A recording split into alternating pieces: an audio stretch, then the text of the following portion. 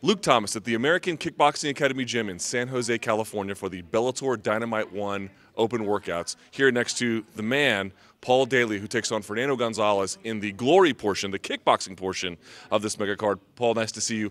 A lot to talk about. Now, I heard you say off camera, just to start things off, that you were a Manchester United fan. Is that right? Well, obviously, the best team in the world, I have to be a Man United fan. See, okay, here's my question. How come EPL teams play La Liga teams in Champions League and routinely get smoked?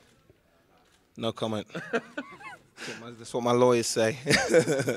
All right, so on to more serious things. Good to see you here. Yeah. Let's talk about the kickboxing thing, because you mentioned something in your last Bellator fight that I thought was kind of interesting, and it was the adjustments from kickboxing range, kickboxing glove, kickboxing attacks to MMA. Now you're back to kickboxing again. Are you worried about sort of being that Bo Jackson-ish kind of thing where it's the too many adjustments too often? No. I think the transition from kickboxing to MMA is a little bit more harder. I think just being in the ring, knowing someone's not going to be taking me down and just going to be in front of me to hit is slightly easier than being prepared for people running scared. So it should be an easy adjustment. What are the adjustments, though, specifically? Just clue us in a little bit. Is it just that the range of the punching? Yeah, it's just the distance and timing. You know, often in MMA, I'm throwing a lot more single shots, trying to, jab, pick away a little bit more because I know the guys are going to be shooting in. Whereas, kickboxing, I'm going to take somebody's head off. I'm going out there, I'm going for the finish. I know he can't cower away, he can't run scared. There's nowhere to hide for him, and pretty soon he'll be on the canvas looking up at the big lights. What is the state of your kickboxing career? Because I know for a while you were with K1. You actually had some big wins, and now you're kind of doing this thing. So what is the state like? Are you just doing this part-time? Do you have any intentions to really go for a belt? What is the aim here? The aim for me is to get paid and to fight as regularly as possible. So I just want to collect checks. It's lucky for me that I can do kickboxing and do MMA. Bellator gave me this opportunity. It's a big opportunity on a massive card. So I'm just happy to get paid and just keep fighting. That's why I just want to fight, whether it be kickboxing or MMA. I just want to fight, get paid, and just be knocking people out. So let's just sort of assume something. Assume you kept getting big offers, but it was back and forth, MMA, kickboxing, MMA. Would you be okay with that arrangement? Or is there an arrangement where you're saying, you know what, I'm leaning one way more than the other in terms of aspirational career goals? I would like to do both. My heart is with MMA. I love the preparation, the diversity, and the versatility of preparing for an MMA fight. But I'm pretty good at kickboxing. It's sort of kickboxing came about with me wanting to be better at MMA. It just so happened that when I'm knocking out these champions, these glory number 4 ranked people, and fighting the best of the best in kickboxing and doing pretty well, it just became a dual career path. But for me right now, I just want to focus on MMA.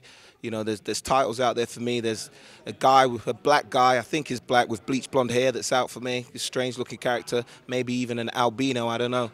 But there's him, he's out there, so there's some interesting fights for me. All right, so let's talk about that as well. Josh Koscheck, as I think who you were referring to. Oh, is that the guy? Yeah. Is that the guy? Okay, yeah. That's his formal name anyway. I thought it was Koscheck. I don't know. I heard it was Koscheck, but we'll see. Yeah. When they came to you with this idea, hey, let's get you on the glory side of things, let's get you in kickboxing, a little bit disappointed. Did you want to go right to Koscheck when you found out he got signed here?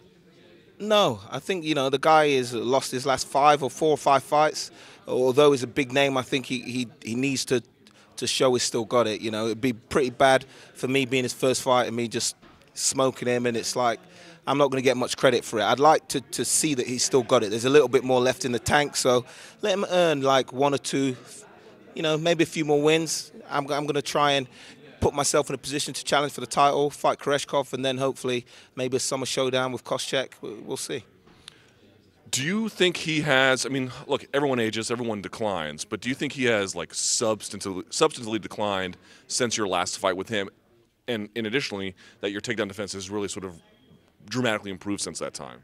I don't think that he's declined. I just think he hasn't improved. I think my understanding of the mixed martial arts game, my preparation for these fights, the people that I can pull in, the resources that I have has gotten much better. I think it also as a man, I'm more mature. I have a family.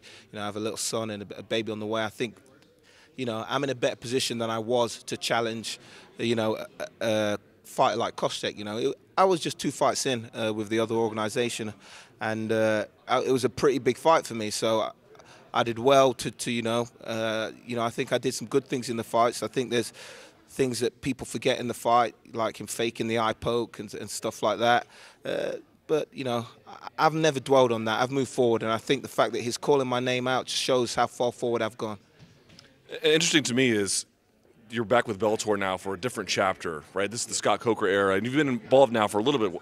How different is it for you, like to have had that sort of small Bellator experience and now this one, totally different, right?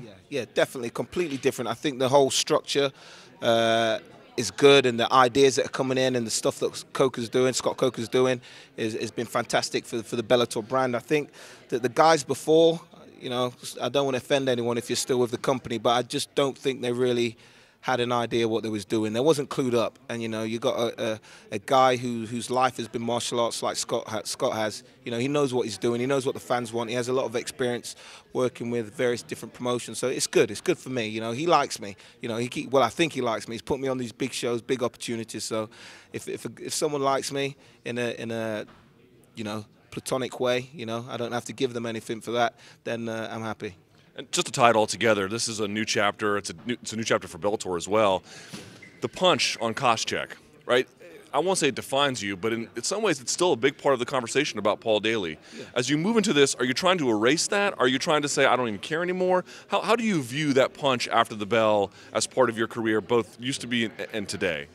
Well, I'm not really, like I say, I'm not dwelling on it, but like you say, it has played a big part in everything I've done since then. And the fact that I've kept going, you know, being cut from such an organization could have ruined a lot of people. You know, you know, I was doing well there, and then all of a sudden I'm fighting on smaller shows, leisure centers back in England with 1,000 people. That would have, a lot of people would have quit, but I was 100% confident in my ability, and I knew where I deserved to be, and I knew in time I'd be back in the position that I'm at now. All right, well, best of luck to you against Fernando Gonzalez. And quickly, Champions League prediction for this year. Who's going to win?